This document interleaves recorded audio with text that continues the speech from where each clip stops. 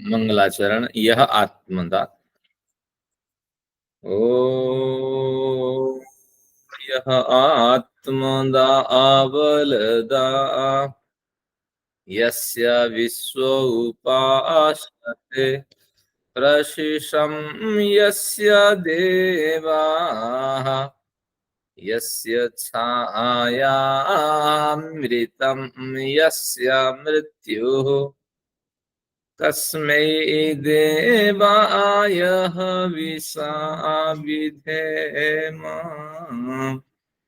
ओम शांति शांति शांति।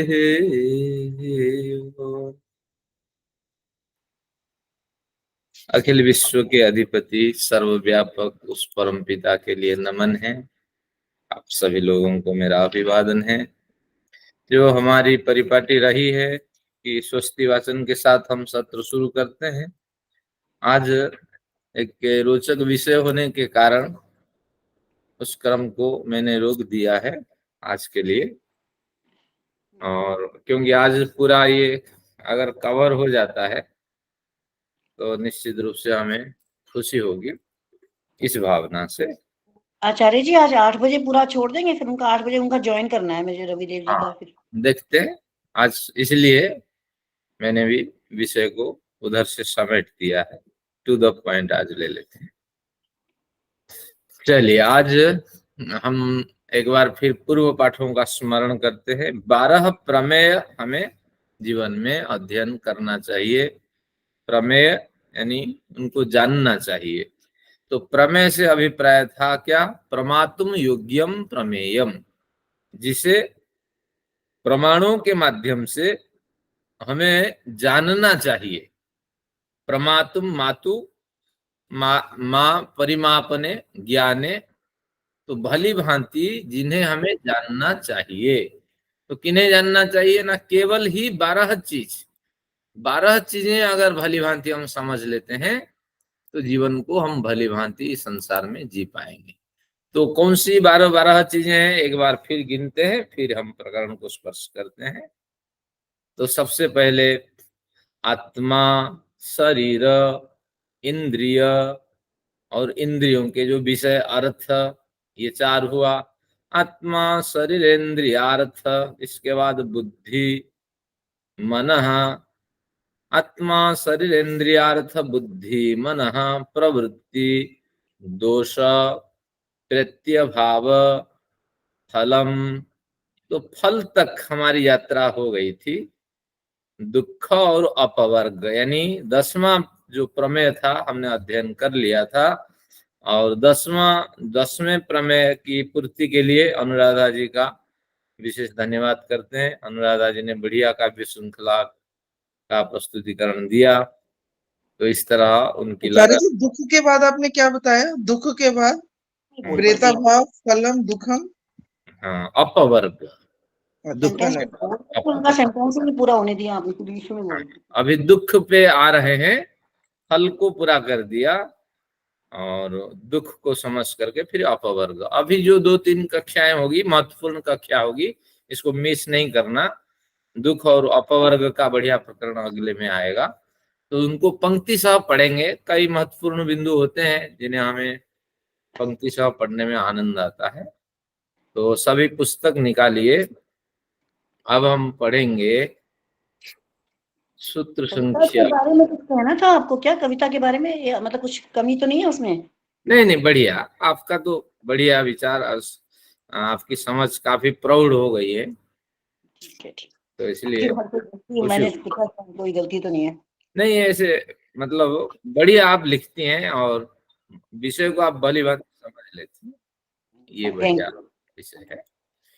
तो बजाज साहब, आपके लिए पृष्ठ संख्या जो है मेरी पुस्तक में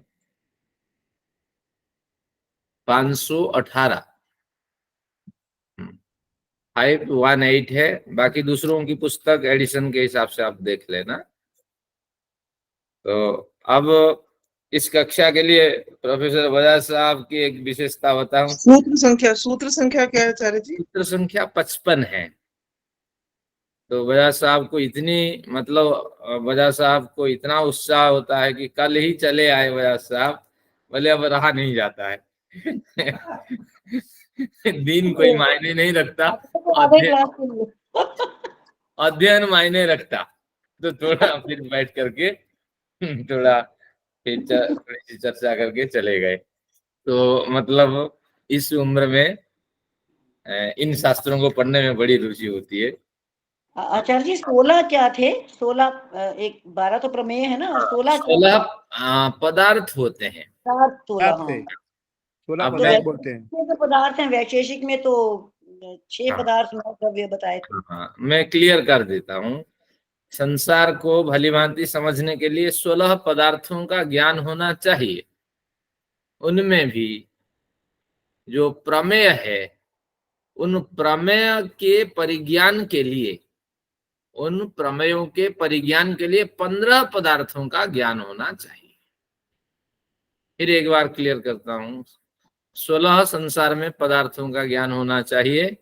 इनमें 12 प्रमेय के परिज्ञान के लिए, बाकी 15 पदार्थों का उपयोग होना चाहिए। वैशेषिक में वही सिद्धांत है, कम से कम हमें 6 पदार्थों का ज्ञान होना चाहिए, और उसी 6 पदार्थों में जो द्रव्य है, 9 द्रव्य, तो उसके परिज्ञान के लिए बाकी जो 5 पदार्थ है उनका विनियोग होना चाहिए। यही दोनों का अभिप्राय है। तो अब आते हैं 55 नंबर पे। ओम एक बार दोबारा बताइए गुरु जी कि ये 16 पदार्थ में से 12 प्रमेय में कितने और चाहिए जानना? हमने केवल परिभाषा के आधार पर सभी का अध्ययन कर लिया है। तो ये केवल रिपीट करता हूं कि हमें इस संसार में 16 पदार्थों का ज्ञान होना चाहिए। जी। उन 16 पदार्थों के ज्ञान का उपयोग 15, उनमें से 15 पदार्थों के ज्ञानों का उपयोग केवल 12 प्रमेय के परिज्ञान के लिए होना चाहिए। यानी हमें जानना 12 चीज है, तो 12 चीजों के परिज्ञान के लिए 15 पदार्थों का हमें उपयोग करना चाहिए। प्रमेय 12 होते हैं, जी। तो इसी प्रमेय के ज्ञान के लिए 15 पदार्थों का हमें उपयोग करना चाहिए। प्रमाण भी इसी प्रमेय के ज्ञान के लिए संशय, प्रयोजन, दृष्टांत, सिद्धांत, अवयव, तर्क, निर्णय, वाद, जल्प, वितन्ना, हेत्वावास, जाति, निग्रह, केवल इन प्रमेय को जानने के लिए होना चाहिए। ये इसका सिद्धांत। सबका प्रयोग किया है। अब तो प्रमेय तो खत्म ही होने वाले हैं उपवर्ग के साथ। हाँ। हमने ये सब छल, वितंडा, निग्रह स्थान, ये सब प्रयोग किया है हमने। बाकी जो पदार्थ बचे हैं उनकी समीक्षा करेंगे। आगे बढ़िया रोचक प्रकरण आएंगे, फिर संगति बैठाएंगे, समन्वय बढ़िया देंगे। चलिए अब देखते हैं, विषय को स्पर्श करते हैं। आप पहले मैं पीडीएफ शीट निकालता हूं, आज की रोचकता बनी रहे। तो इस शीट में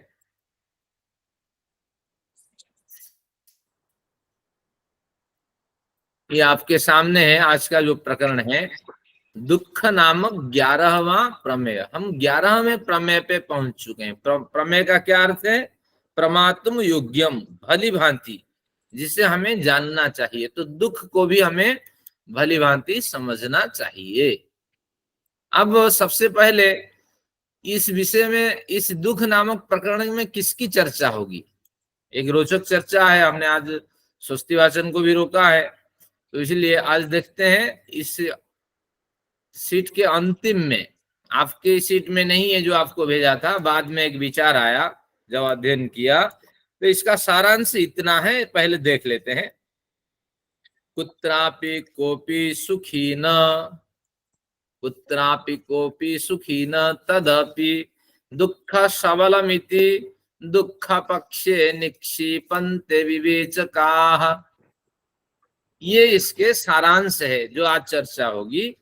कुत्रापि कोपि सुखी न, कुत्रापि, कहीं पर भी अगर आपको जन्म मिला, तो अगर जन्म नहीं है तो आप फ्रीजिंग जोन में है, अगर जन्म मिल गया तो कहीं पर भी जन्म मिले, इस लोक में मिले या और किसी लोक में मिले, ये कोई मायने नहीं रखता, लेकिन कुत्रापि किसी भी जन्म की स्थिति में कोई भी व्यक्ति, कोपी यानी कोई सा भी व्यक्ति, कोई सा भी प्राणी सुखी नहीं है। अगर जन्म हुआ तो किसी भी परिस्थिति में और कोई सा भी किसी भी लिंग में, किसी भी जाति, आयु, योनि में कोई भी व्यक्ति सुखी नहीं है। ये इसके सिद्धांत है। क्यों? आगे कहते हैं तदपि दुख सबलमिति, संसार में तो सुख है, सुख नहीं है तो आप नहीं कर सकते। संसार में सुख है, लेकिन जो सुख है वो दुख मिश्रित है, तो निश्चित रूप से सुख थोड़ा है और दुख ज्यादा है। तो इसलिए तदपि उस हेतु से दुख सबल अमिति, दुख बलवान है।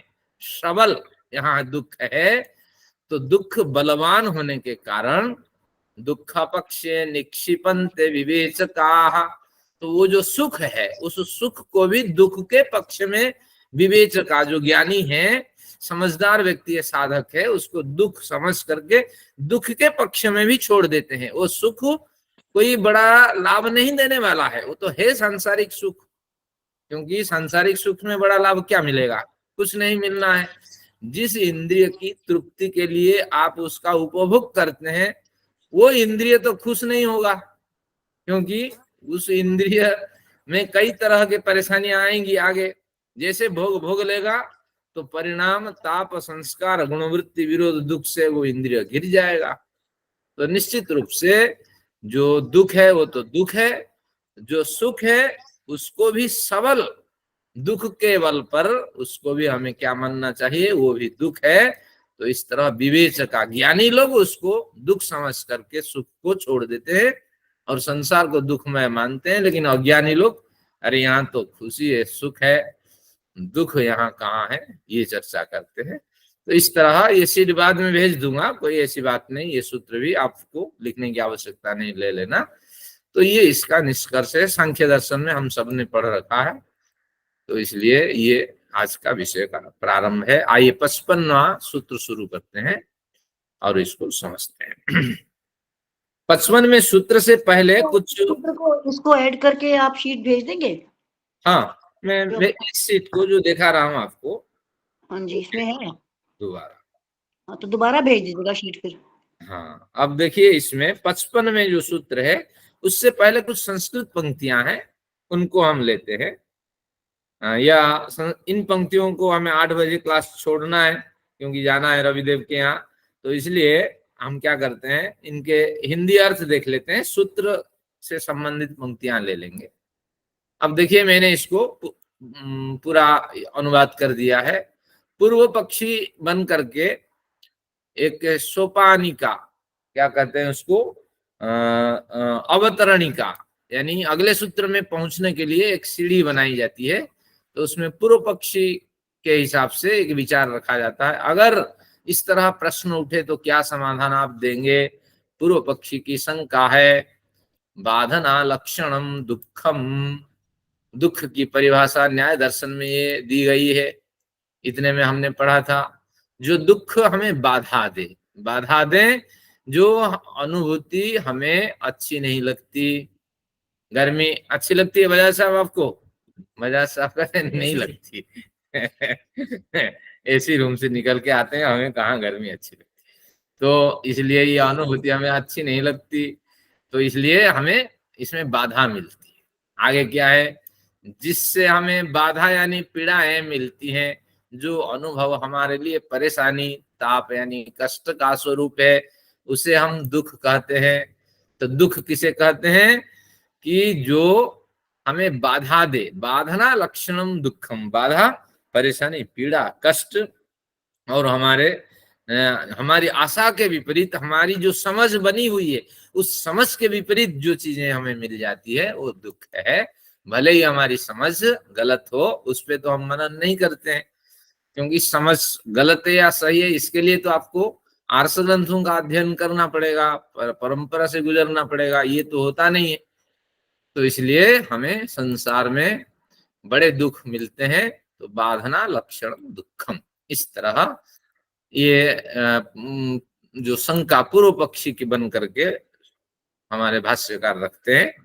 आगे न्याय दर्शन में इस सूत्र में दुख का लक्षण तो बताया गया है, परंतु सुख का लक्षण नहीं बताया गया है। यहाँ एक विषय और क्लियर कर देना चाहता हूँ। बजाज साहब अक्सर पूछते हैं कि दुख में आप बिंदु क्यों लगाते हैं, ये आपका प्रश्न है ना। सुख में तो नहीं लगाते हैं, दुख में बिंदु क्यों लगाते हैं? हिंदी में तो ऐसे नहीं होता है। लेकिन इसके पीछे तर्क यह है, दुख सुख ये संस्कृत शब्द होते हैं, क्योंकि हिंदी तो उसकी नकल है संस्कृत की, तो इसलिए उपसर्ग जो है दुख में वो दुह उपसर्ग है। तो दुह उपसर्ग होने के दुर इस तरह उपसर्ग होते हैं, तो इसलिए यहाँ जो है ये दुस उपसर्ग है, तो दुस उपसर्ग को विसर्ग हो गया है। तो इसलिए यहाँ दुख में जैसे हम खा जोड़ते हैं उसके साथ, तो उसमें विसर्ग हो जाता है। और ख यानी इंद्रिय, तो इंद्रियों को जो दुख दे, जो पीड़ा दे, जो परेशानी उत्पन्न करे इंद्रियों के लिए, वो दुख है। और सुख में सु उपसर्ग है, उसमें कोई विसर्ग है नहीं। तो इस तरह भाषा का जो शुद्ध लेखन विसर्ग के साथ है, तो संस्कृत वाले तो शुद्ध कर लेते हैं, बाकी तो जैसा भी हो लोग लिख करके काम चला लेते। तो चलिए ये भी हो गया। दुख का वास्तविक अर्थ क्या है? ख यानी इंद्रिय, ख जुड़ा हुआ है, ख इंद्रिया, इंद्रियों को जो उत्तम लगे, अच्छा लगे। हाँ, सु उपसर्ग में विसर्ग नहीं है। हाँ, दुख वाले जो दुह उपसर्ग है वो दुस उपसर्ग से बना होता है, स को विसर्ग हो गया। चलिए अब दुख सुख हो गया। अब देखते हैं क्या दुख सुख है। न्याय दर्शन के सूत्र में दुख का लक्षण तो बताया गया, परंतु सुख का लक्षण नहीं बताया गया। पूर्व पक्षी ने प्रश्न रखा, हर बात तो आप दुख कहते हैं, सुख कभी बोलते ही नहीं है, तो इसका मतलब है वह संसार में सुख कभी होता ही नहीं है। अगर होता तो उसकी परिभाषा भी अवश्य बताई गई होती। इस तरह बढ़िया प्रश्न रखा गया ना। तो भाई दुख दुख सब कहते हो, कहाँ कहाँ कहा? त्रिविध दुखात्यंत, हमने सांख्य दर्शन में पढ़ा, 3 दुखों से अत्यंत निवृत्ति ही परम पुरुषार्थ है। अभी हमने पढ़ा दुख सबलमिति दुख पक्षे निक्षिपन्ते विवेचकाः, संसार में दुख अधिक है या सुख भी तो है। तो इसलिए गोली आपने कब खाई? बुढ़ापा में गोली खाई ना, लेकिन बड़े समय तो आप बिना गोली के भी जीवन जिए। तो आप कहते हैं कि हम दुख में हैं, जो गोली अभी खाए, बाकी जितने समय बिताए वो तो सुख में बिता। तो निश्चित रूप से सुख तो है। प्रश्न यहाँ इस तरह है रखा गया। लेकिन क्यों भाष्यकार ग्रंथकार हमारे पूर्व आचार्य सुख का उल्लेख क्यों नहीं करते हैं? दुख के पीछे क्यों पड़े होते हैं? अब सिद्धांत क्या उत्तर देता है? दुख संज्ञा भावनोपदेश सुख हानार्थ इति।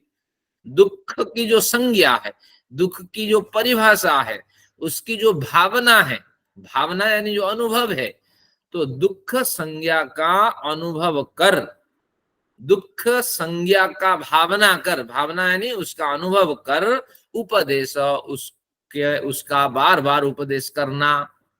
तो दुख संज्ञा भावन उपदेश, बार बार उपदेश करना, इसके पीछे क्या तर्क है? इसका एकमात्र उद्देश्य ही आत्म कल्याणकामी मनुष्य प्रयत्न अधिकाधिक दुखों के विनाश की ओर हो। मनुष्यों के प्रयत्न अधिकाधिक दुख विनाश की ओर।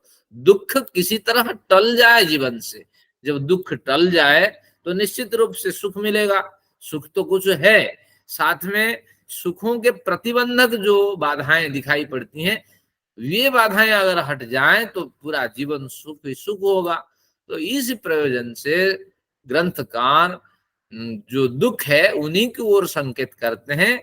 ऐसा नहीं कि संसार में सुख नहीं, ये बात उनका अभिप्राय नहीं है। यदि ऐसे थोड़े सुख वाले संसार को नहीं, फिर कहा, क्या कहा? संसार में सुख तो है लेकिन बहुत कम है, दुख की तुलना में सुख बहुत कम है। आगे आप देखेंगे, आप कहेंगे नहीं हमने तो गोली नहीं खाई, बड़े दिन के बाद हमने दवाई ली या शुगर के पेशेंट बने, लेकिन पहले तो हम बढ़िया जीवन जीते थे। लेकिन वो जीवन आपको भ्रांति युक्त लगता है कि सुखमय जीवन था, लेकिन वास्तविक अभी जब शास्त्र अध्ययन करेंगे पता लगेगा उसमें थोड़ा सा ही सुख था, दुख तो ज्यादा ही ज्यादा था। तो इसलिए संसार में सुख तो है लेकिन वो थोड़ा सा है। यदि इसे थोड़े सुख वाले संसार को सुखपूर्ण संसार कह दिया जाएगा तो दुखपूर्ण संसार से छूटने के लिए कोई प्रयत्न करेगा ही नहीं। तो इस तरह स्थितियां बनेगी। तो निश्चित रूप से हमें सुख से भावित करने के लिए और दुख से निवृत्ति कराने के लिए सूत्रकारों ने दुख की ओर हमें संकेत किया है। सब संसार में सब इस संसार को भोगने के लिए इसमें चिपकते रहेंगे, क्योंकि शास्त्रकार ने कहा इसमें संसार में सुख अधिक है। तो इसलिए सर्वत्र शास्त्रों में संसार को दुखमय कहा गया ताकि लोग इससे छूटें, ये इनका अभिप्राय है। तो आइए आज का सूत्र पकड़ते हैं और यहीं से आज की कक्षा शुरू होती है। इसमें क्या कहा, 55 नंबर सूत्र भैया साहब, विविध बाधना योगा दुखमेव जन्मोत्पत्ति। विविध बाधना योगाद दुखमेव जन्मोत्पत्ति। विविध बाधना योगाद, विविध बाधनों के योग होने से तरह तरह की बाधाएं हमें इस संसार में मिलती है। जन्म से लेकर मृत्यु तक हम बाधाओं से लड़ते रहते हैं।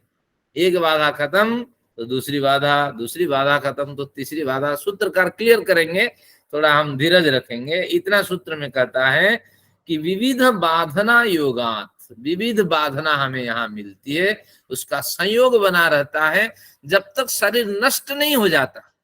ये बाधा का योग संयोग हमारे साथ बना रहता है। और दुखमेव जन्मोत्पत्ति है, तो इसलिए शास्त्रकारों ने कहा दुखम एव शब्द का अर्थ ही, जन्मोत्पत्ति जन्म लेना ही दुखपूर्ण है, जन्म ही दुख है। अगर जन्म नहीं है तो आप ईश्वर के सानिध्य में हैं या आप फ्रीजिंग जोन में हैं, ईश्वर के व्यवस्था में हैं, लेकिन उस समय आप मूर्छित होते हैं। आत्मा पैकेट ऑफ एनर्जी बन के मूर्छित स्थिति में रहती है। तो उस समय कोई परेशानी नहीं, जैसे आप बड़े गाढ़ निद्रा में सो जाते हैं, उस समय आपकी बीमारियां, आपकी तकलीफें सारी माफ हो जाती है, कुछ पता नहीं लगता, एक बड़े लंबे समय आप बिताते हैं। तो उस समय आपकी सक्रियता संसार में नहीं है।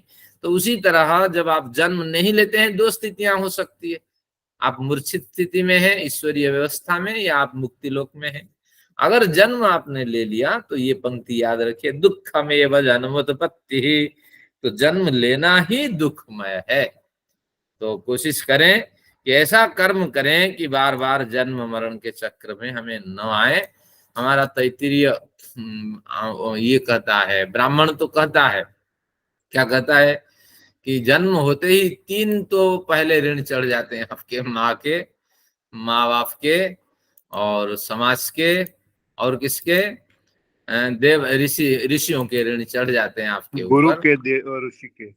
हाँ, तो इसलिए ऋषि ऋण, देव ऋण और पितृ ऋण चढ़ जाते हैं। और यही तो चुकता नहीं है, और इसी को चुकाने के प्रयत्न करने के लिए हमें कोई ज्ञान मिलता नहीं है।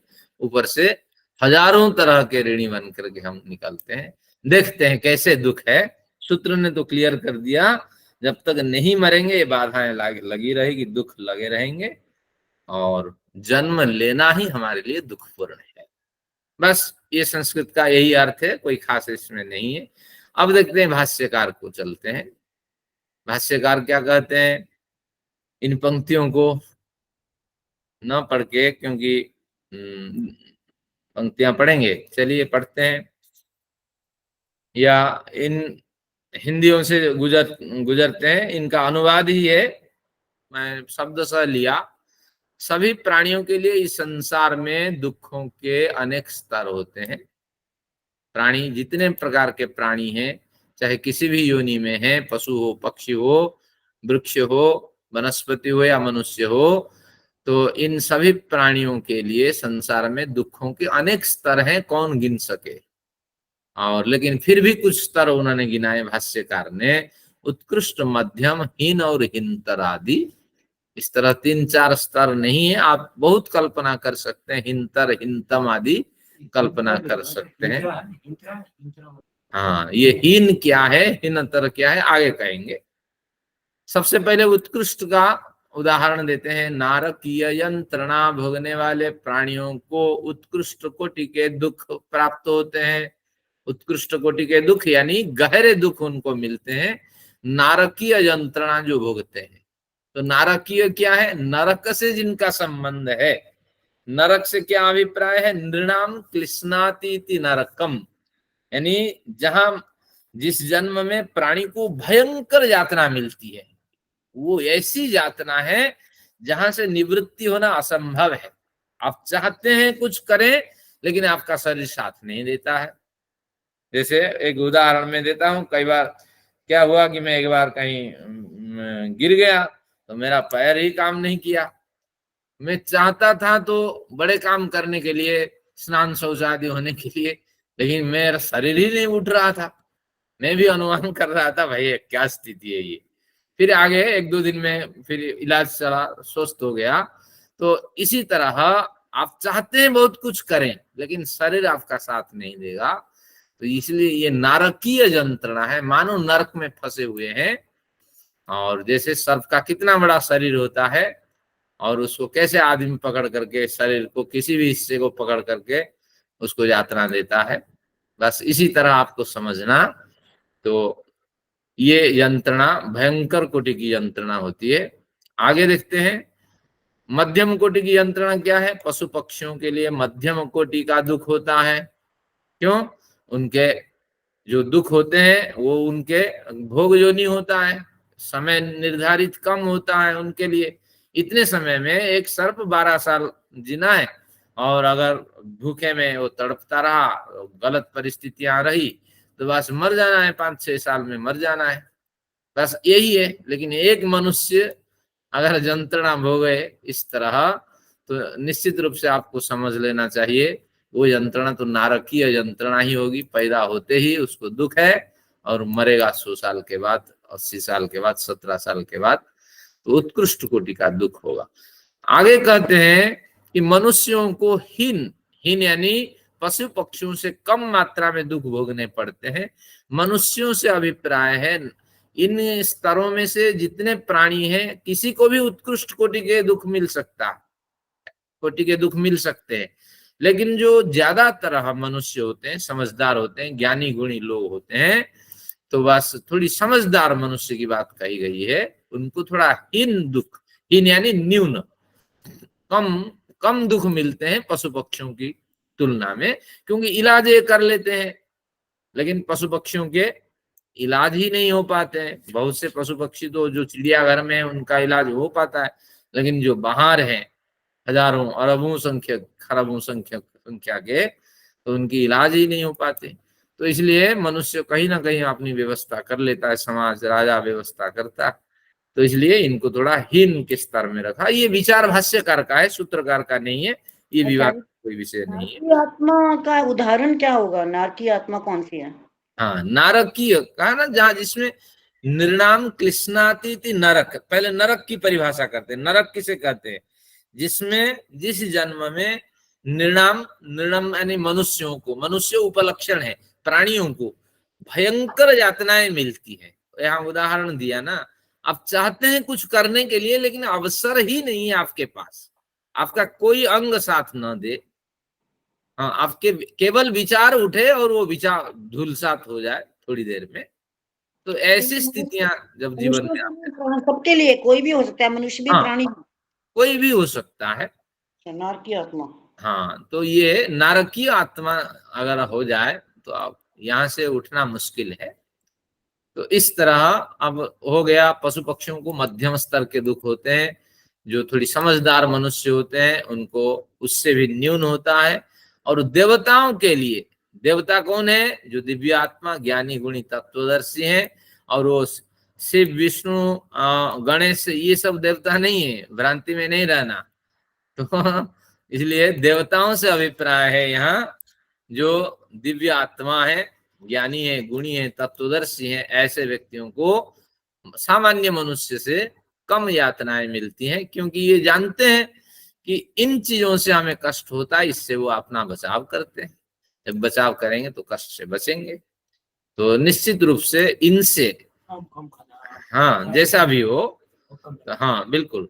आगे देखते हैं, एक बैरागी संत जो होते हैं, क्योंकि ये साधक स्तर में जब आते हैं, क्योंकि सबसे पहले सामान्य मनुष्य, फिर दिव्यात्मा देवता के स्तर के मनुष्य, और फिर इसके बाद साधक के स्तर में जो आते हैं, तो वितरागी जो संत होते हैं, महात्मा होते हैं, तो उनके लिए हीनतरा, अत्यधिक न्यून स्थिति में दुख का अनुभव होता है।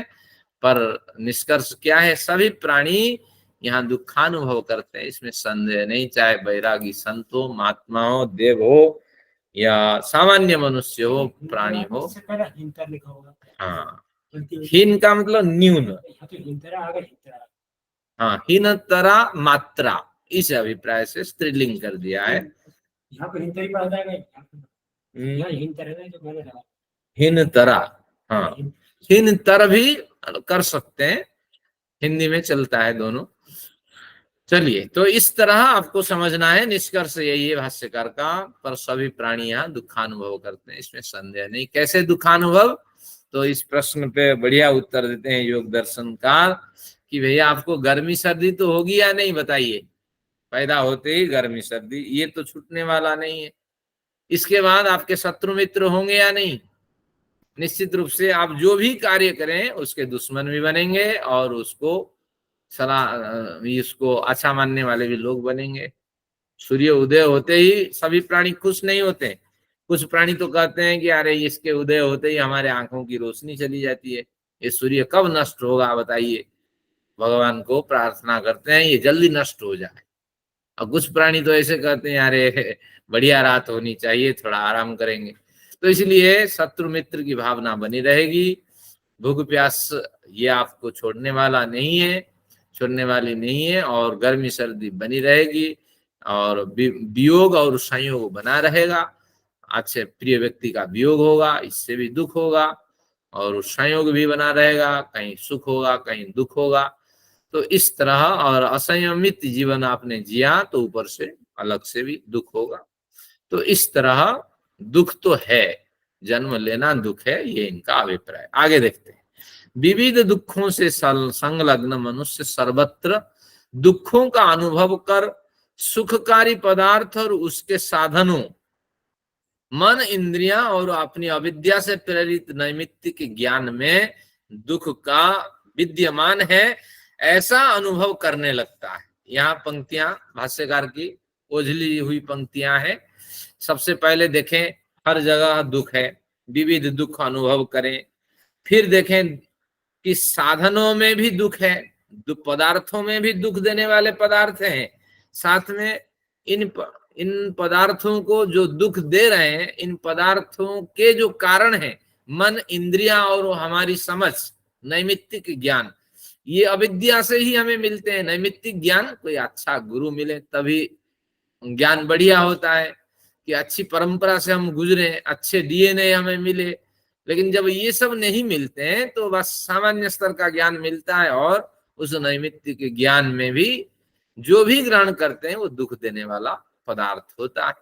तो ऐसी स्थिति में जब गुजरते हैं तो धीरे धीरे वो समझने लगता है। ठोकर खाने से अकल आती है ना, बादाम खाने से खाली अकल थोड़ी आती है। तो जब वो समझने लगता है नहीं नहीं संसार तो दुख है, तब सांसारिक भोगों और अपनी अतृप्त कामनाओं पर वैराग्य उत्पन्न होने लगता। तो क्या अतृप्त कामनाएं हैं, आगे उसको खोलेंगे। तो तृष्णा से क्या अभिप्राय है, अपनी अतृप्त कामनाओं की पूर्ति की बलवती इच्छाओं के। तृष्णा से क्या अभिप्राय है, तृष्णा यानी प्यास। कैसी प्यास हमारे अंदर है, जो कामनाएं अभी पूरी नहीं हुई है हमारे जीवन में, उसकी पूर्ति के लिए एक बलवती इच्छा, एक जबरदस्त इच्छा, एक व्यापक इच्छा हमारे अंदर विद्यमान होती है। तो जब वो इच्छा विनाश को प्राप्त कर जाएगी तो दुख का विनाश होने लगता है। तो ये भाष्यकार की पंक्ति है, तृष्णा प्रहाणात। तृष्णा का जब प्रहान होगा, तृष्णा का जब विनाश हो जाएगा, तो सर्व दुखाद विमुच्यते, फिर वो दुख से विनाश को प्राप्त करेगा। लेकिन ये विनाश तो आसानी से नहीं होगा, धीरे धीरे होगा, पर्याय के क्रम से होगा, कई जन्म लगेंगे। लेकिन ये भाष्यकार का अपना विचार है। दुखों से सने हुए सांसारिक भोगों को विष मिश्रित दूध के समान जब त्याग दिया जाता है, जितने सांसारिक भोग मिले जब उनको विष मिश्रित समझ करके त्याग दिया जाता है। कैसे त्याग होगा? भोग आपने कमाया है, प्रकृति के माध्यम से साधन बन करके आपके पास भोग आके पहुंचेंगे, महाराज जी लीजिए आप इसका सेवन करें। लेकिन आपने वहां विवेक करना है, आपको वहां विवेक करना है, क्या मेरे लिए ये जरूरी है या नहीं है? नहीं है तो दूसरों के लिए इसको वितरित कर दिया जाए।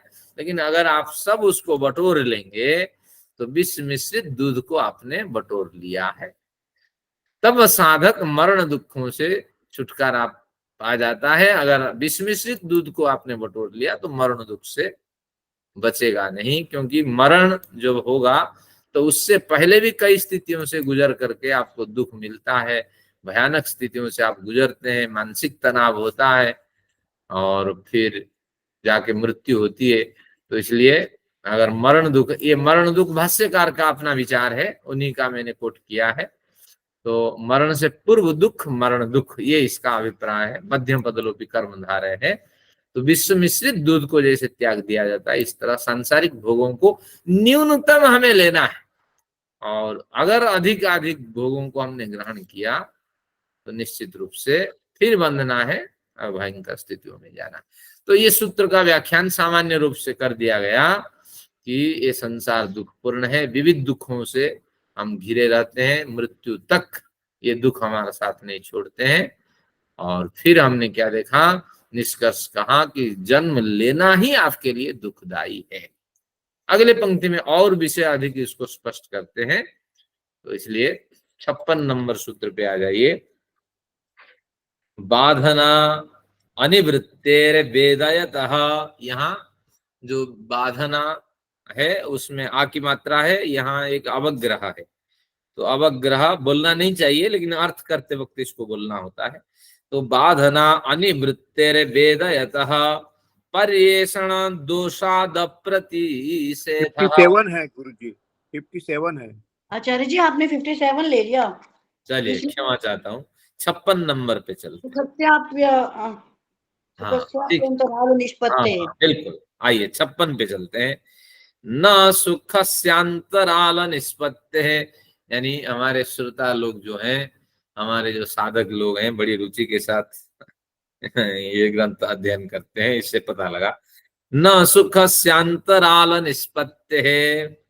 अब प्रश्न उठ के क्या खड़ा हुआ कि देखिए प्रश्न क्या खड़ा हुआ, पूर्व पक्षी ने सीट पे आ जाइए। अगर संसार में सुख है तो वो किस रूप में है? अब भैया दुख की चर्चा चल रही थी, सुख की बात क्यों कर दिए? तो मानो इसमें जो हमारे सूत्रकार है वो रोचकता लाने के लिए कोशिश करते हैं। ये संसार दुख है तो पहले आप कह रखे हमने सुन रखा है, वो मायने नहीं रखता।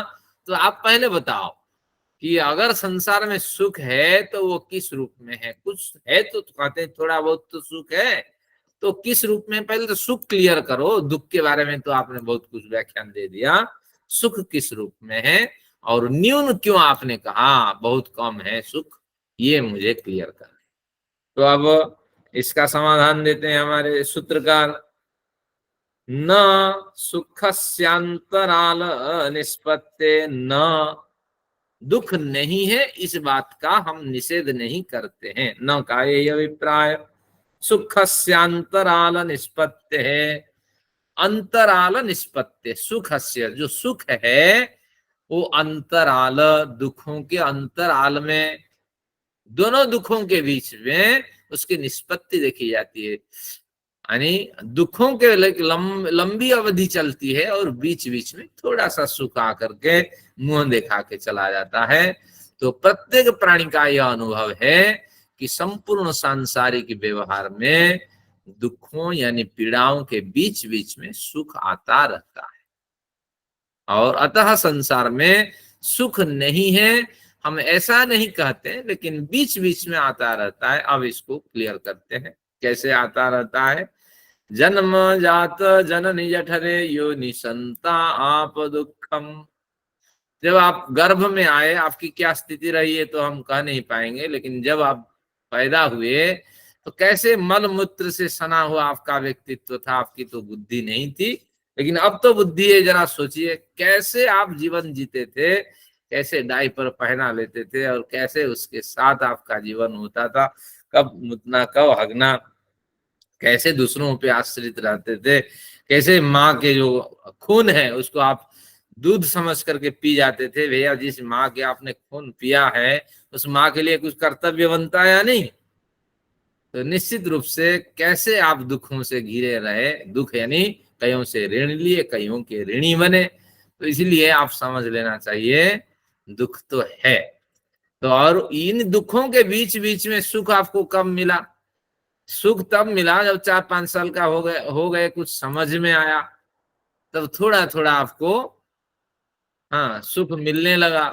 लेकिन वो भी सुख आगे कहेंगे जब बाजार जाते थे मुझे ये सामान चाहिए। जरा सोचिए, हमारे भी बच्चे हुए, कुछ स्थितियों से सब माँ बाप गुजरे हैं, माँ बाप कहते नहीं अच्छे बच्चे नहीं है, जो आपके लिए हितकारी हम वही देंगे, आगे से नहीं मांगना, प्रॉमिस करो। बस ये कितना बड़ा दुख उस समय होता था, भैया हमारी कोई औकात ही नहीं है, पैदा ही क्यों किया ईश्वर ने। तो निश्चित रूप से वो दुख तो आपको होता नहीं है, लेकिन अभी सोचिए वो दुख था या नहीं, क्योंकि आपकी इच्छा की पूर्ति नहीं हुई। बाधना लक्षणम दुखम, क्योंकि सभी इच्छाएं पूरी नहीं होती है।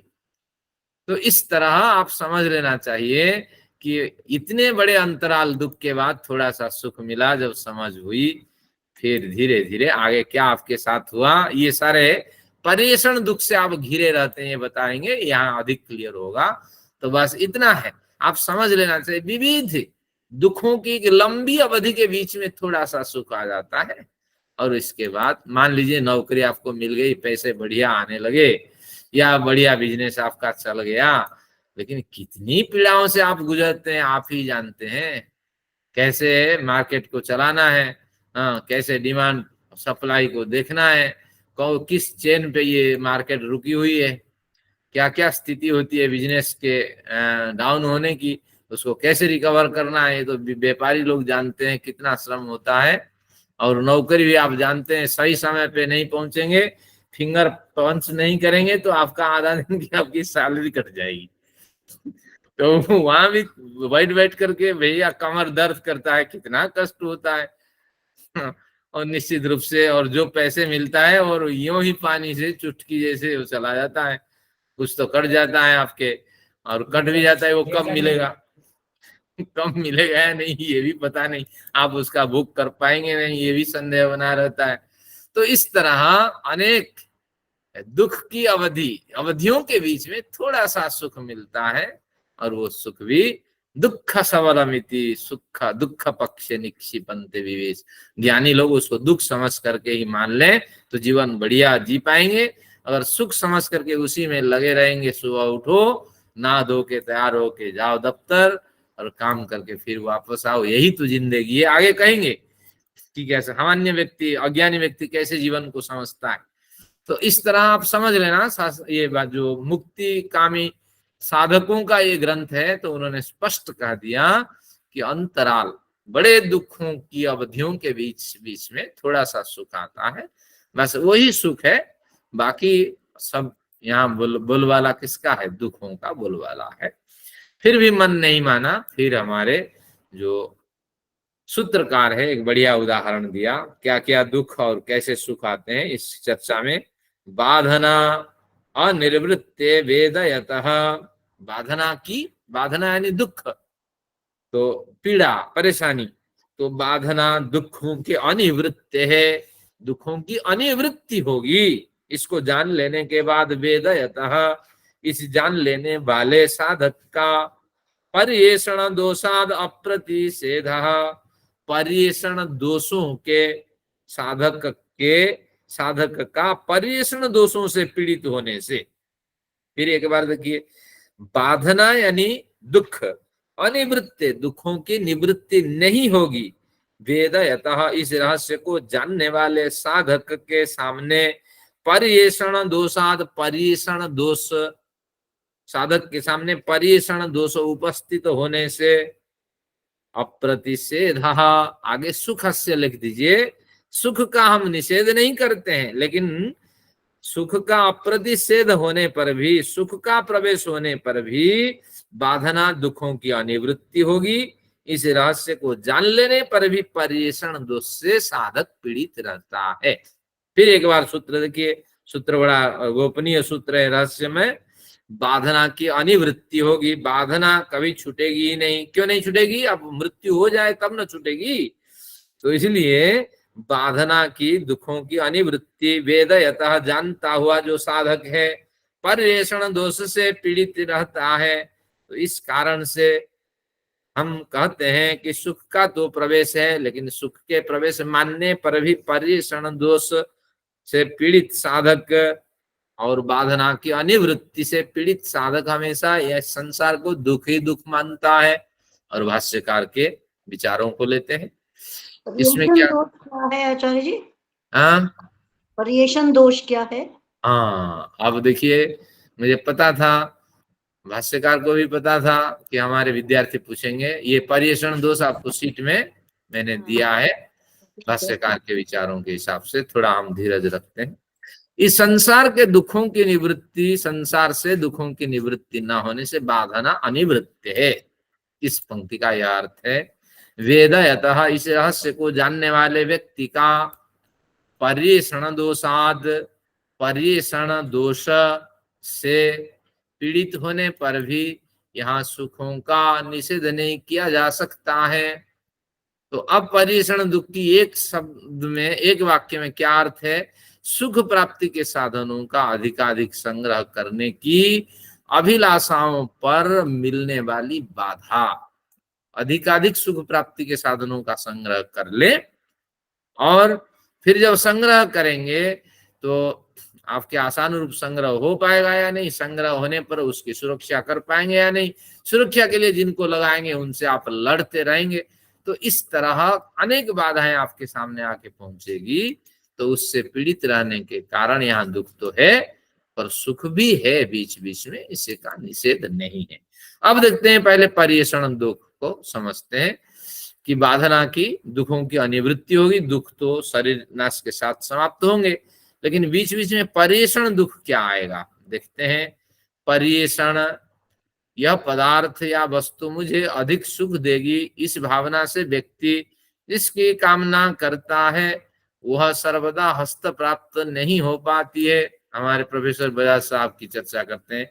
बजाज साहब जो पुस्तक मेरे सामने देखते हैं ना, रिसर्च की कई किताब आती हैं, कुछ नए भी लाते हैं, कुछ लोग दे भी जाते हैं। तो बजाज साहब कहते हैं ये तो मेरे पास होनी चाहिए। तो बस इसी तरह आप लगा लेना, ये मैं उदाहरण दे रहा हूँ। तो अधिक सुख देगी, बढ़िया मोबाइल आई है मार्केट में, ये ले लेना चाहिए। बढ़िया गाड़ी आई है मार्केट में, हाँ ये ले लेनी चाहिए, काम आ जाएगा। इस भावना से व्यक्ति जिसकी कामना करता है वह सर्वदा हस्त प्राप्त नहीं होती है, हमेशा हस्त प्राप्त नहीं होगी। कभी कभार वो मिल जाए अलग बात है, तो जब नहीं होगी अतः उस वस्तु की अप्राप्ति पर बड़ा दुख होगा। हाँ, तो इस तरह एक समस्या ये बनी रहेगी। बजाय साहब सोचते हैं फोटोकॉपी करूं या मंगा लूं तो बढ़िया है, लेकिन कहाँ से मिलेगी, कौन मंगा के देगा, कैसी व्यवस्था रहेगी।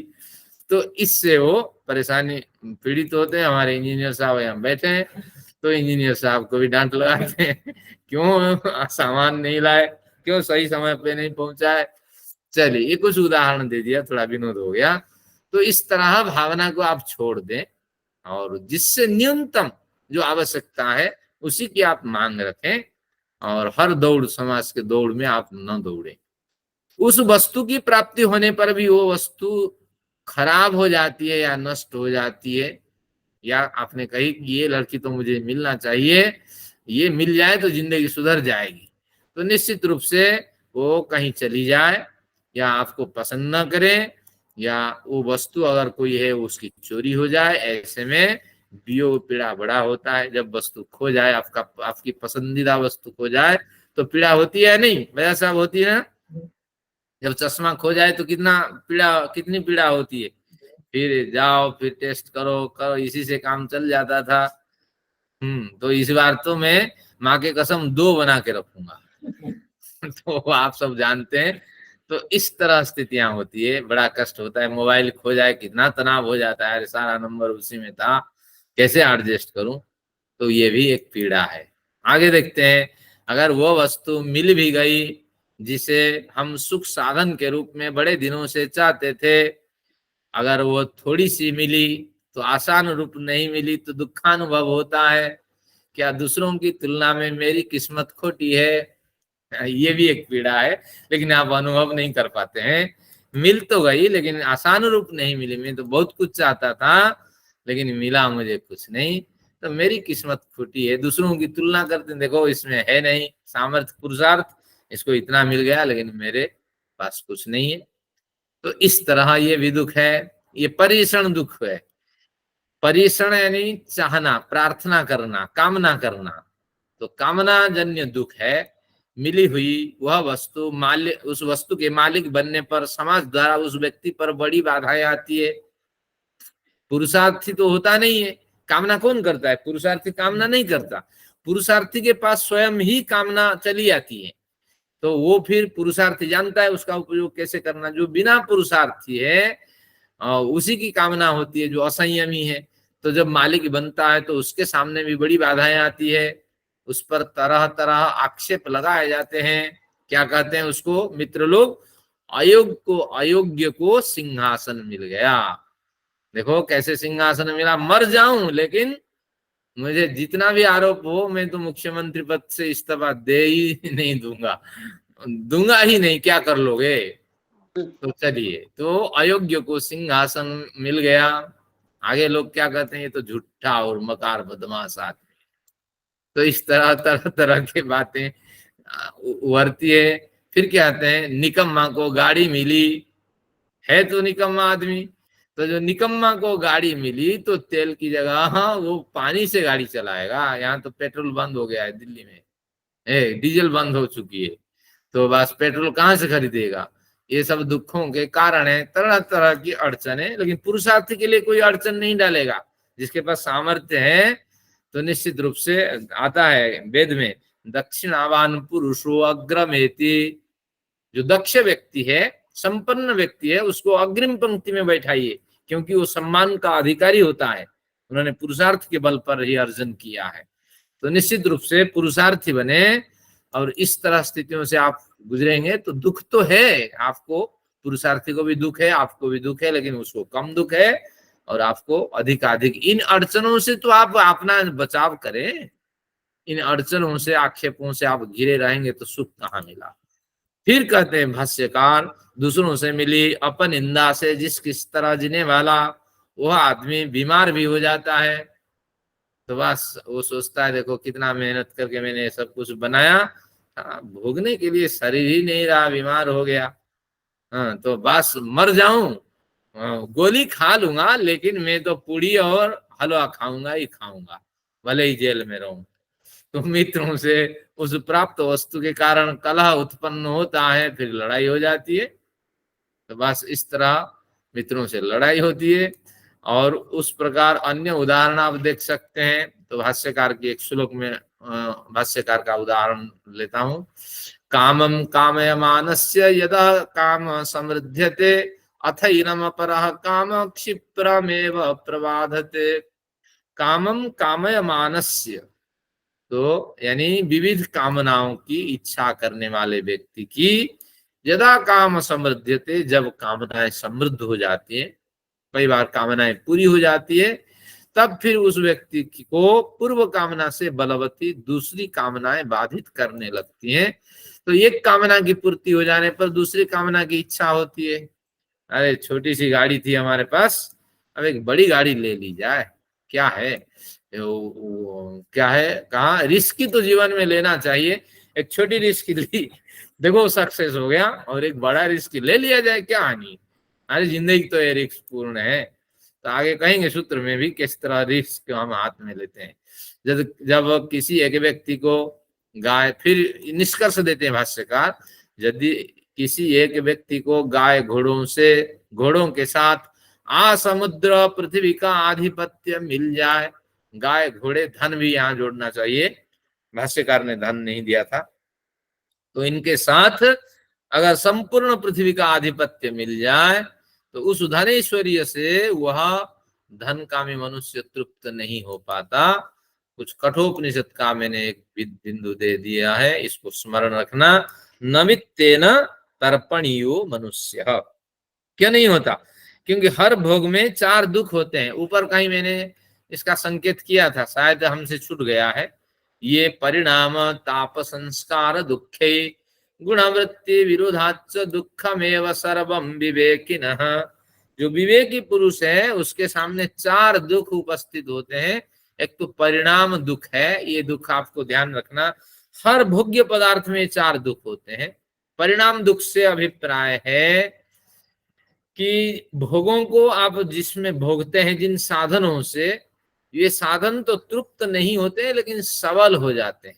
क्या तात्पर्य इसका मतलब है, भोगों को भोग करके वो थोड़े उपशांत हो जाते हैं, फिर उनमें एक आदत सी, क्या कहेंगे, एक संस्कार उत्पन्न हो जाता है। जैसे गर्मी का समय है, गर्मी के समय में आपने रुचि बनाई कि 5 बजे मुझे क्या पीना है, लस्सी पीनी। बस 1-2 दिन लस्सी पिया, अब दर्द होने लगा शरीर, तो फिर हमने क्या किया कि इसी को कंटिन्यू किया, लेकिन शरीर भी साथ दे दिया। बस अब इंद्रियां बलवान हो गई है और कुछ नहीं है। इंद्रियां जब बलवान हो गई, बिना लस्सी के आपको चैन ही नहीं मिलेगी जब तक ये 2 माह 4 माह आपका व्यतीत नहीं होता है। तो एक आदत सी बन जाती है, इंद्रियां सबल हो जाती हैं एक। और परिणाम दुख क्या है, और दुख क्या देने वाला होता है कि भोगों से कभी तृप्ति ही नहीं मिलती है। एक तो तृप्ति नहीं होती है, इंद्रियां सबल हो जाती है, उससे 2 प्रकार की हानि होती है। योग दर्शन की बात करें, वो 2 बढ़िया उदाहरण देता है कि बिच्छू से डर करके व्यक्ति अगर भागे, उद्यान की ओर भागे, तो वहां सर्प से काटा जाता है, क्योंकि बिच्छू से डर करके वो कहीं भी तो घुस जाएगा, वो पटरी पे नहीं जाएगा। बिच्छू से डर करके वो कहीं भी भाग जाएगा, तो वहां कई पौधे लगे होते हैं, तो किसी पौधे के अंदर छिपा हुआ सर्प से भी वो डसा जा सकता है। तो इसी तरह छोटे जो होते हैं आपके भोग, उन छोटे भोगों से आप अगर बड़े भोगों की ओर भागते हैं तो निश्चित रूप से आपकी मृत्यु होगी। फिर एक उदाहरण और देते हैं योग दर्शनकार कि जैसे पिघला हुआ गुड़ है, उस गुड़ के ऊपर जब मक्खी बैठ जाती है, मक्खी यह समझ करके नहीं बैठती है कि मेरे पैर में वो लग जाएंगे, और मेरे में इतनी हिम्मत ही नहीं है मैं पैर में लगे हुए गुड़ को चाट के साफ कर सकूं। वो तो चाहती है बस मुझे गुड़ मिल जाए। और मक्खी कितना संग्रह करता है, थोड़ा सा उसको संग्रह करने की शक्ति है, भगवान ने ऐसी शक्ति नहीं दी। गुड़ में अगर उसका पैर ही घुस जाए, उस पैर को साफ नहीं कर सकती मक्खी, और वो पैर गलने लगता है और पैरहीन होकर के वो मौत को प्राप्त कर जाती है। भले ही वो गुड़ते पिघले हुए गुड़ से तो उठ नहीं पाती है, उठ भी जाए उसमें इतनी हिम्मत नहीं चाट के उसको साफ कर सके। तो उसी तरह हमारी भी औकात ईश्वर के द्वारा निर्धारित है। तो हम अल्पज्ञ हैं, लेकिन हम अगर बड़ी आशाएं रखते हैं तो निश्चित रूप से हम उसी मक्खी की तरह मारे जाते हैं और अपने फंदे में फंसते हैं। तो इसलिए इसको परिणाम दुख कहा गया। तापस दुख है, ताप से अभिप्राय है इस दुख को मैं जो इसे सुख मानता हूं, उसका जो अवरोधक है, बाधा उत्पन्न करने वाला व्यक्ति है, तो उसको मैं रास्ते से हटा दूं, उसको देखते ही मेरा शरीर जलने लगे, वो मेरा दुश्मन है। इस तरह मानसिक हो, शारीरिक हो या वाचिक हो, हमसे हिंसा होने लगती है, तो ये तापस दुख, हम जलते रहते हैं। वो व्यक्ति सामने आ जाए, हमारे अंदर आग उत्पन्न हो जाती है। तो इस तरह ये भी एक दुख का कारण है। आप जानते हैं मानस और कायिक और वाचिक दुखों के कारण हमें कई तरह की पीड़ाएं मिलती हैं। फिर संस्कार दुखे, फिर जो सुख जिसे हम मानते हैं उन भोगों को भोगने से सुखदायी संस्कार, दुख जिसे मानते हैं उन भोगों से गुजरने से दुखदायी संस्कार, और सुख दुख संस्कारों से हम घिरे रहते हैं, उसके अनुसार फिर कर्म हम करते रहते हैं। क्योंकि हमारी तो पूर्ण समझ होती नहीं, शास्त्रों से हम गुजरते नहीं है, हम अपनी समझ से जिसे दुख मानते हैं उसी को अपनाते हैं, जिसे सुख मानते हैं उसी को अपनाते हैं। तो इसलिए अनेक संस्कार इस तरह हमारे गलत संस्कार उत्पन्न हो जाते हैं।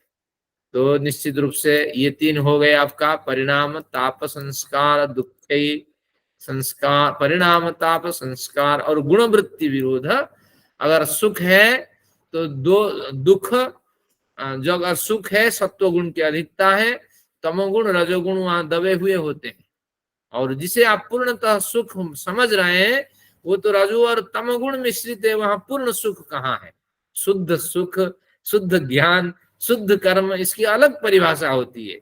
और जिसे आप दुख समझते हैं तो वहां भी सत्व और तमोगुण दबे हुए होते हैं, रजोगुण को आप सुख मान बैठते हैं या दुख मान बैठते हैं। तो इस तरह स्थितियों में ये गुणवृत्ति का भी बड़ा खेल चलता है और वो आपको गलत कार्य करने के लिए प्रेरित ही करती है।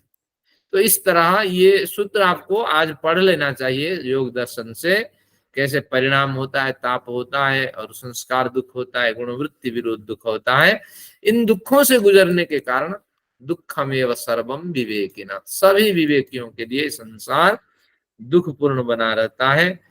अब आपको छोड़ देना चाहिए क्योंकि आपको रविदेव के यहाँ जाना है। तो वजह से आप मना करते हैं। आप देखिए सत्र को यहीं विराम दें या 10 मिनट और खींचें? क्या कर लो ना गुरुजी, जिसको जब निकलना है वो निकल सकते हैं। हाँ ठीक है, जिनको जाना है जा सकते हैं, बाकी तो वीडियो आपको आ जाएगी, आप उसको देख लेना। धन्यवाद। आगे बढ़ते हैं। आगे हम पढ़ रहे थे 57 को, 56 को पढ़ लिए थे, तो नहीं 57 भी पढ़ लिए थे। पर्येषण दुख को हमने देख लिया था और अब 58 पे चलते हैं। बस 58 ही अंतिम है हमारा, नहीं हाँ 58 ही अंतिम है, 58 पे चलते हैं। अब 58 नंबर सूत्र देखते हैं।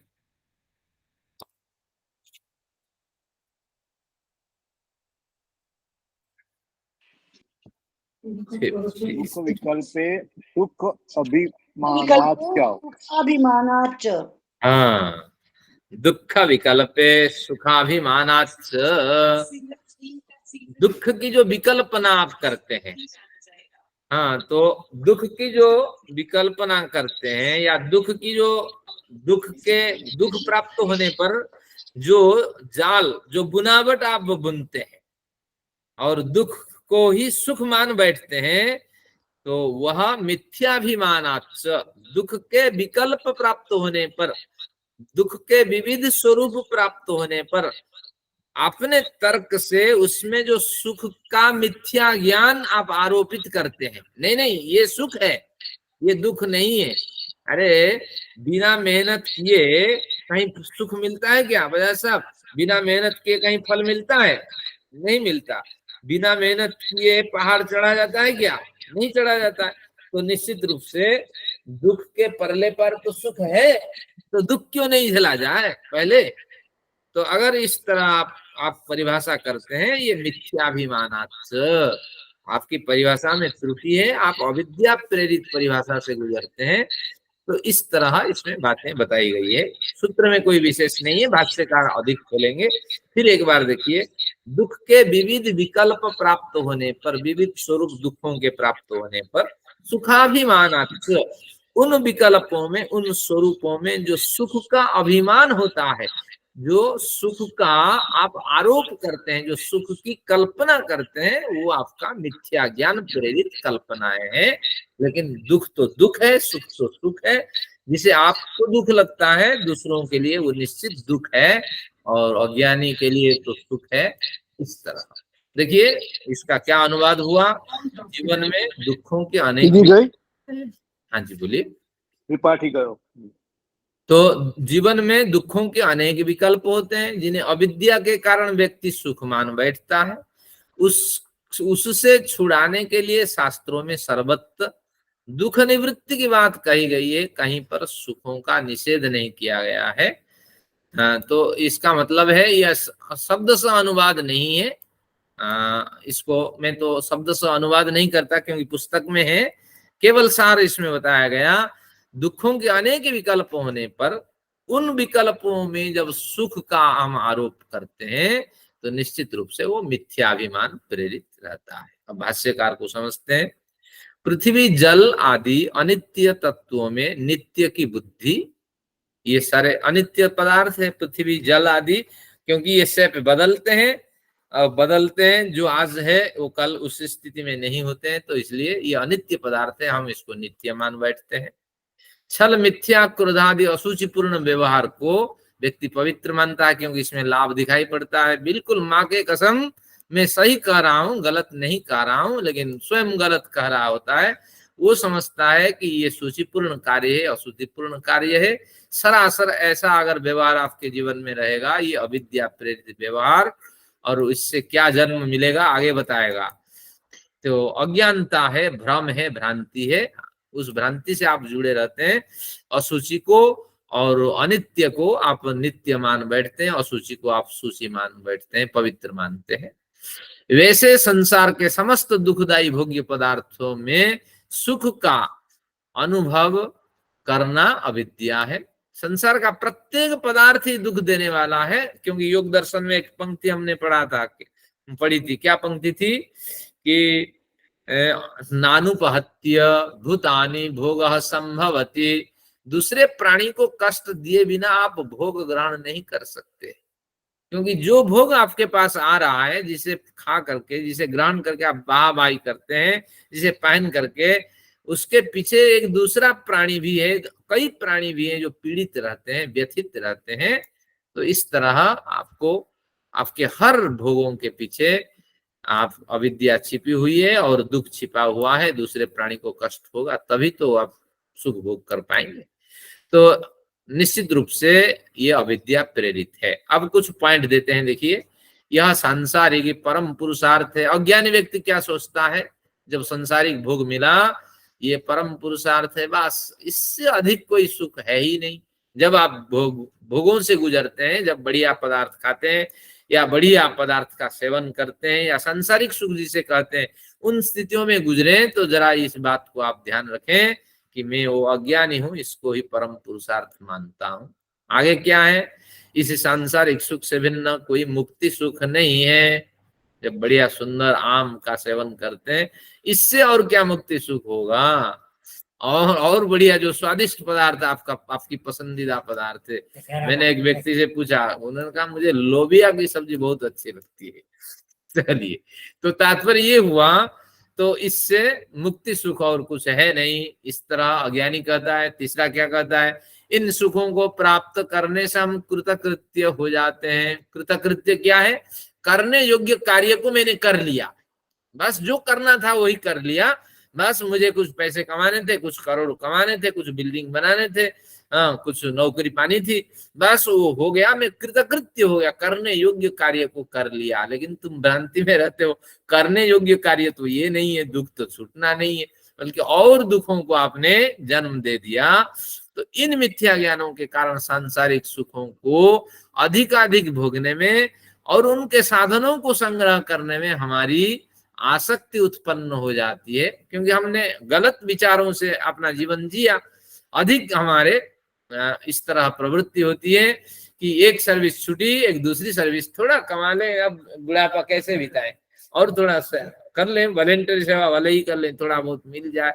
लेकिन साधना का समय आपने बर्बाद कर दिया, उसका उपयोग नहीं कर पाया। ज्यादातर साधना तो इसी वानप्रस्थ की आयु में होती है।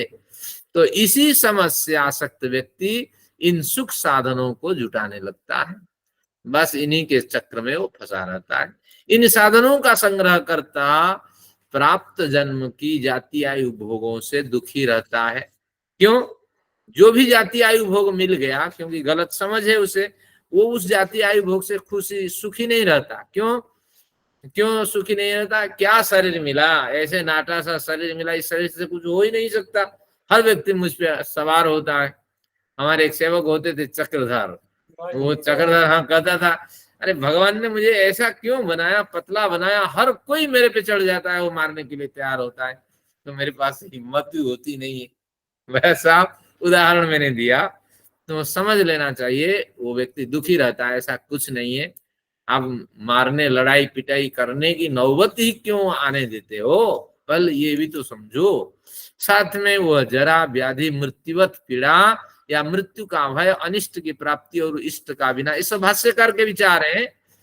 अनिष्ट की प्राप्ति और इष्ट का विनाश, काम्य पदार्थ की प्राप्ति न होना आदि अनेक प्रकार के दुखों से पीड़ित रहता है। तो ये जन्म तो है ही पीड़ादायी है। जरा यानी बुढ़ापा आ जाता है, वो भी दुखी रहता है। व्याधि भी तरह तरह की उसको परेशानी करती है, और कई बार मृत्यु के समान पीड़ा मिलती है और मृत्यु के समान भय भी मिलता है। और अनिष्ट की प्राप्ति होती है, जो नहीं चाहता उसकी प्राप्ति होती है, और इष्ट कार्य जो होने वाला था कार्य उसका विनाश हो जाता है। तो काम्य पदार्थ भी प्राप्त नहीं होता है, और इस तरह अनेक तरह अप्राप्ति पर, अनेक पदार्थों की अप्राप्ति पर उसको दुख होता है। तो ऐसे दुखों को अविद्या से पीड़ित वह व्यक्ति सुख के विकल्प में रूप में स्वीकार करता है, और क्या कहता है, सुखांग भूतम दुखम।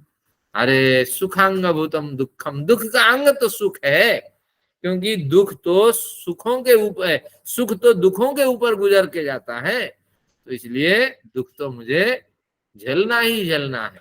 न सुख मनापाद्य शक्यम सुखम वाप्तुम, यानी दुखों को प्राप्त किए बिना सुख प्राप्त नहीं किया जा सकता। सुखों का अंग तो दुख है, बिना सुखों का अंग तो दुख है। हाँ ठीक है, तो बिना दुख के सुख प्राप्त नहीं हो सकती। उदाहरण, स्वयं को कष्ट दिए बिना पहाड़ पर चढ़ा नहीं जा सकता। बिना कांटे की चोट खाए बिना गुलाब पौधों से फूल प्राप्त नहीं किया जा सकता। तो निश्चित रूप से इसका तर्क तो ठीक है भैया, तो फिर तुम वो गुलाब की चाह क्यों रखते हो? और भी तो फूल है, उससे भी सुगंधित फूल है, तुम कांटों से क्यों बींधना चाहते हो अपने आप को? विचार तो बदलो, ये प्रकृति का नियम है।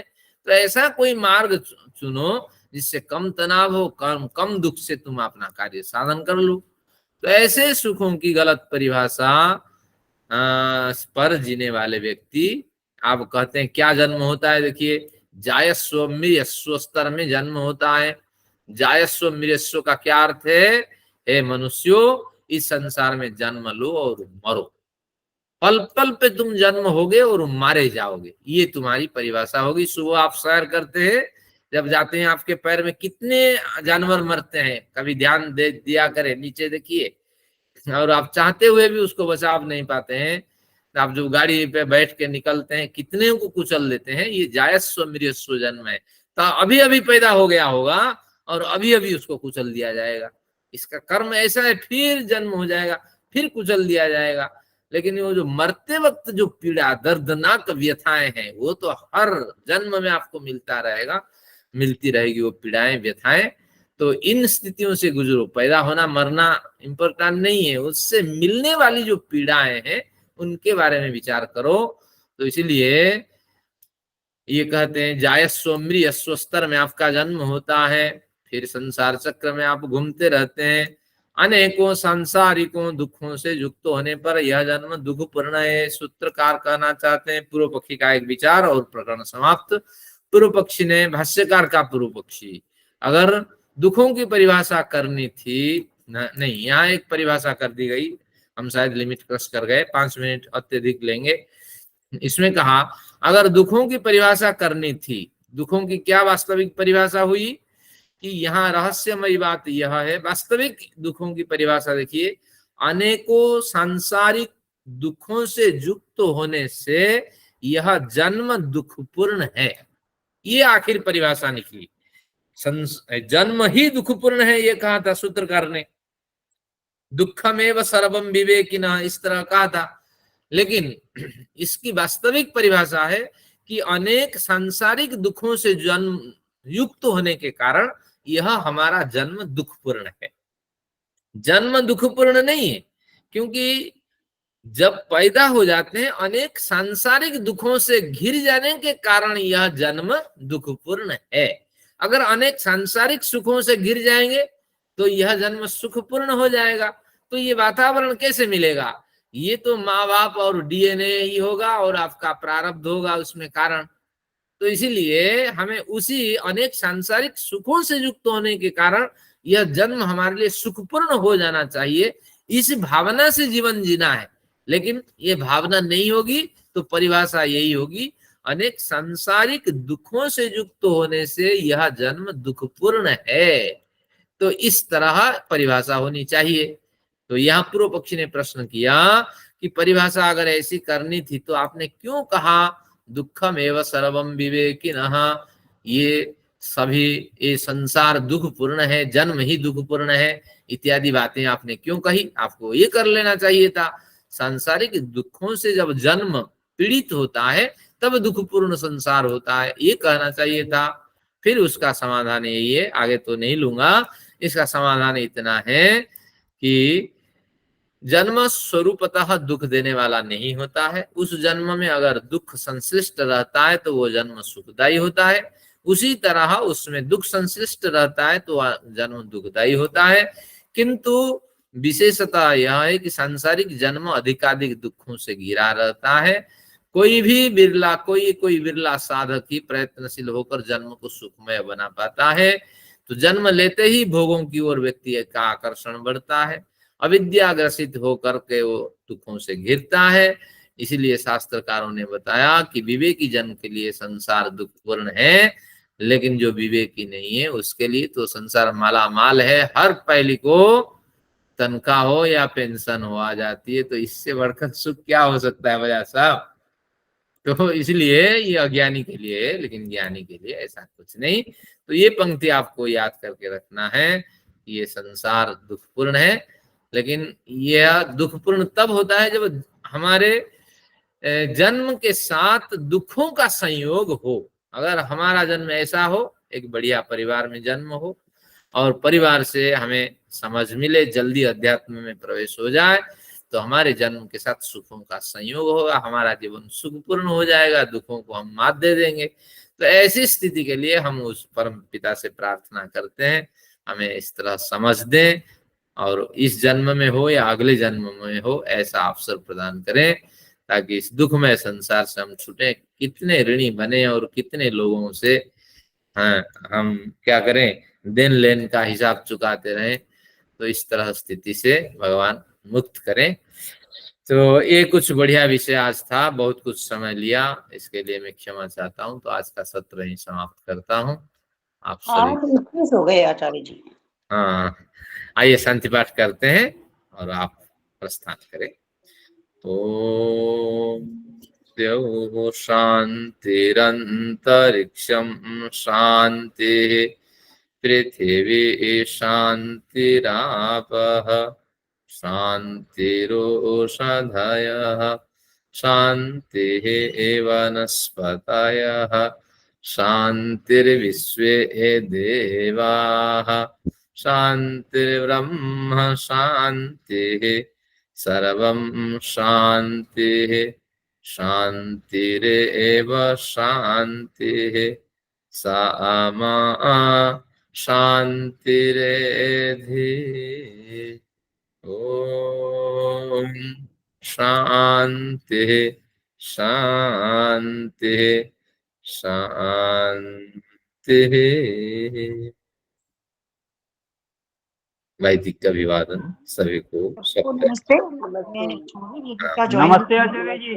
हाँ नमस्ते। जिनको जाना है आप प्रस्थान करें, साधक स्तर के व्यक्ति। बाकी कुछ प्रश्न हो? आज की विषय बहुत अच्छा लगा। चलिए, सभी लोगों की ओर से धन्यवाद आचार्य जी।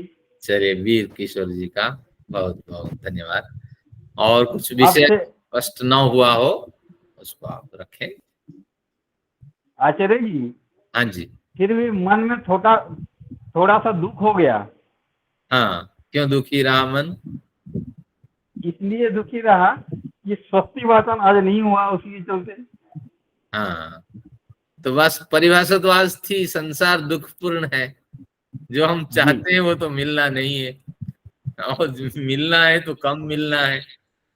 ओम गुरुजी, सर्व दुखम विवेकी न हो। हाँ, विवेकी के लिए संसार दुखपूर्ण है, तो इसलिए नो अपि सुखी न, नो अपि कुत्र कोपी सुखी न। सुखी ना, दो चीज तो बिल्कुल सही बैठ गई है। हाँ, तो इसलिए आप विवेकी हैं। ये हमारे प्रहलाद जी कहते हैं, वीर किशोर जी विवेकी हैं। उनको छोटा दुख बड़ा दुख आता है तो भूल जाओ, हमारे गुरु जी है ना, विवेकानंद जी क्या बोलते हैं, कोई बात नहीं। हम्म, और बड़ा बिल्कुल। बड़ा जब आवे तो ईश्वर न्याय करेगा। हाँ बिल्कुल। वो भी सब धीरे धीरे करके लाइन में आ जाते हैं। तो बहुत अभी आपकी कृपा है, आशीर्वाद है, मार्गदर्शन है, अभ्यास है, तो हम बहुत- पीछे पीछे लगे रहेंगे, जाएंगे नहीं। हाँ पूर्व जन्म की कर्मफल भी है, उसी के चलते गुरुजी मिले हैं और ज्ञान प्राप्त हो रहा है। जी बस गुरु जी मेरा मिले, कहना यही। कहीं ना कहीं जी संयोग तो होता है कुछ ना जी कुछ। जी गुरु जी मिले, लेकिन फिर उसको उपयोग तो हमें करना है ना गुरु जी का। हम्म। कैसे करेंगे? जब तक परिवर्तन जीवन का, परिवर्तन विचारों का नहीं होगा तो आगे कुछ नहीं बढ़ सकते। हाँ बिल्कुल। जी धीरे धन्यवाद धीरे धन्यवाद धन्यवाद ज्ञान का धन्यवाद। संग्रह करेंगे, फिर आचरण में उसको उतारेंगे। हम तो समझते हैं गुरु जी के ये तो अभी बीज बो रहे हैं, संस्कार डाल रहे हैं, मोक्ष तो बहुत दूर है। हाँ ये है। ये अभी हम पहुंच नहीं है हमारी वहां तक। जी जी बस बस बिल्कुल बिल्कुल बिल्कुल। और समय भी नहीं है, अभी लाइफ में कितने साल बाकी रहे हैं, 75 तो हो गए। हम्म। चलिए अब ईश्वर से ही समर्पण ले लें। ईश्वर। हाँ कुछ पढ़ते पढ़ते पढ़ते पढ़ते ही अब चले जाए तो अच्छा है कि लास्ट में वही याद आया था, वही काम आएगा आगे भी। हाँ अभी कुछ ना हो, नया काम, नई गलती ना हो, जी समाज के बाद इस पे हम ध्यान रखें। जी चलिए, और कुछ नया विचार, नए सुझाव किन्हीं को? जी जी जी बहुत हाँ, नहीं धन्यवाद तो धन्यवाद। समाप्त करते हैं। आचार्य जी, हाँ जी। एक मेरा निवेदन ये था कि इसकी वीडियो कल जल्दी भिजवा सकते हैं, ताकि कल। इसका पुनरावृत्ति कल या परसों में भिजवा दें, तो इसको जरा एक बार और देख लें, ठीक है, समय मिल जाएगा। कल शाम तक भिजवा देता हूँ। जी, धन्यवाद। चलिए, धन्यवाद। ओम सर्वेभ्यो नमः। सबको सब प्रेम, नमस्ते। नमस्ते। क्या करूं?